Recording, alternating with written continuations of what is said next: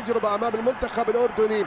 الآن في مواجهة المنتخب العراقي سلماني وكميل. سلماني يسجل هدف من ركلة الإيراني، يضعها بكل قوته قائد المنتخب الإيراني. تقدم كرار، ممكن كورة بالفعل يضعها في المرمى بكل ثقة يا كرار، بكل ثقة تضع الكرة في المرمى. يا هدوءك يا ركلة ترجيحية أولى للمنتخب العراقي بكل ثقة، بكل هدوء. كرار يضع الكرة في المرمى. كميل سعد على تنفيذ، هنا كورة، الله، نعم ضيع. إذا القائم يبعد هذه الكرة،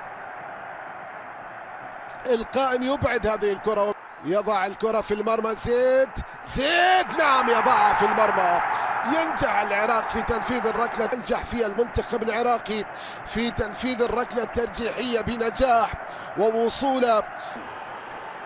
سيد إيران يرسل كرة في المرمى، نعم يسجلها سيد. يضع الكرة اللاعب الإيراني، وبالتالي ركلتين من 3 ركلات ترجيح للمنتخب الإيراني مقابل لاوندي. إحسان لاوندي على تنفيذ الركلة الثالثة. نعم لاوندي هداف.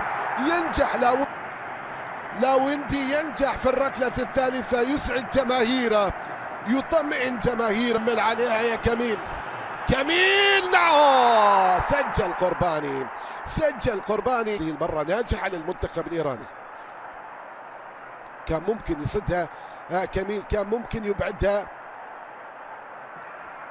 إن شاء الله منتظر في تنفيذ هذه الركلة، ينجح بالفعل، ينجح. الرابعة ناجحة، نعم رابعة، وبالتالي إن شاء الله كميل ينهيها الآن، ينهيها كميل. الركلة الخامسة يسجلها، لا سجلها، نعم سجلها. الركلة الخامسة للمنتخب الإيراني، وبالتالي من سيسجل؟ من تنفيذ الركلة الأخيرة. المنتخب العراقي يحصل على بطولة غرب آسيا. المنتخب العراقي بطلا لبطولة غرب آسيا الرابعة. المنتخب العراقي ينجح. الجماهير